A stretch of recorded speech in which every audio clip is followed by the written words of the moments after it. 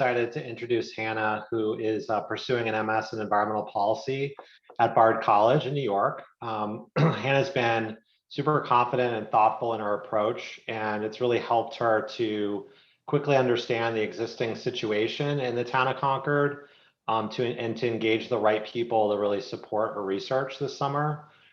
She adeptly handled a midsummer mentor transition with our director of sustainability leaving, and she's expertly answered a lot of questions from members of our Climate Action Advisory Board, of which I'm the chair, during a recent update to the board. So we're really excited to try and put her recommendations into practice and really advance progress against our aggressive climate reduction goals here in town. And I'm going to just hand it over to Hannah. Thanks so much. Thank you, Jake. Thank you for that great introduction. So hi, everybody. I'm Hannah. I've been working with the town of Concord to compile a report on creative financing mechanisms for the town to use to help facilitate greater uptake of residential energy efficiency upgrades. And then in tandem with that, I've been looking into some of the barriers and challenges that might be keeping renters and homeowners from adopting energy efficiency upgrades. Next slide, please. Awesome. And I think that the scope of my project has really evolved over the summer. I think one of the most interesting findings that we've had this summer is that, at least in terms of what folks self-identify as barriers for themselves in terms of adopting energy efficiency upgrades, upfront cost is not something that people identify a lot. That doesn't mean that it's not an issue, and I'll get into that in my next slide a little more.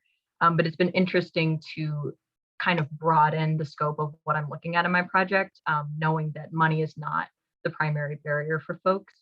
And part of the reason that we're able to broaden that scope is because we've been able to interview so many helpful people.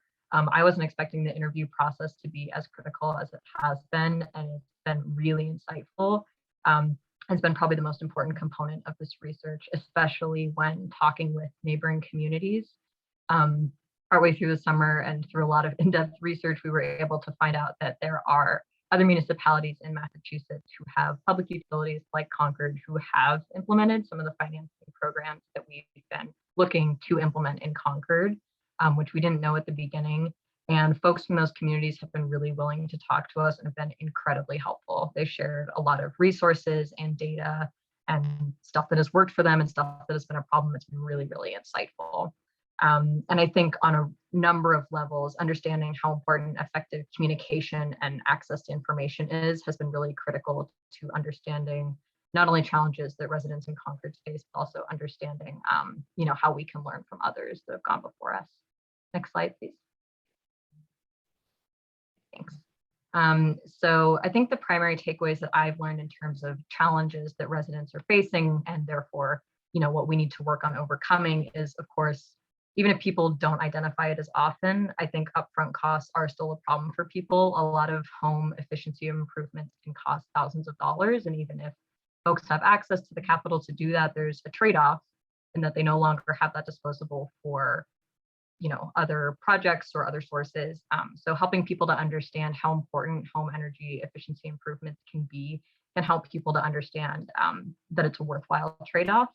And it's been interesting in our interviews that we've been also learning a lot about how a lack of access to understandable information or trouble navigating websites or understanding home energy audits can impede people who are genuinely interested in implementing some of these home energy upgrades. And so in addition to thinking about financing mechanisms, we've also been trying to brainstorm some ways to reduce informational barriers, because we think that if people don't understand the options that are available to them or don't understand the information that they're given, that could potentially be even more important than financing. So we've been looking into ways to combat that as well. I think something that is interesting is that in talking with folks who've worked with Concord residents on energy efficiency upgrades, aesthetic preferences have come up a lot, which is interesting. I think especially in a town with older and historic homes, if people don't like how outdoor air source heat pump units work, they're not going to put them in because they don't want to be, interrupting the aesthetics of their homes. And I think being able to understand how all of these things interact on an individual level has really helped us to understand how Concord residents are making decisions about home upgrades and how we can work to overcome some of the challenges that folks are facing in a specific community. Next slide, please. And I think what I'm hoping the big picture implication of this work can be is Concord has had 2 previous UNH fellows who had really impressive reports. Their first fellow worked on looking at energy efficiency upgrades in the commercial sector. And then the fellow last year put together a really impressive report as an architecture student on specific upgrades that can be done to make buildings more energy efficient. And I'm hoping that the work that those previous fellows have done, combined with my recommendations about how to finance these types of projects and make them more accessible for people, can help Concord as they try to come up with some sort of tangible policy to start moving, start moving the town forward on making these upgrades, because it does have such a progressive climate plan. Yeah, sorry, I know I went a little over, but I do want to thank Jake for being such a great mentor and for being willing to kind of adopt me in the middle of the summer as somebody who did not, initially sign on to be a mentor and had to kind of do catch-up work to learn about what it entailed. So thank you so much for being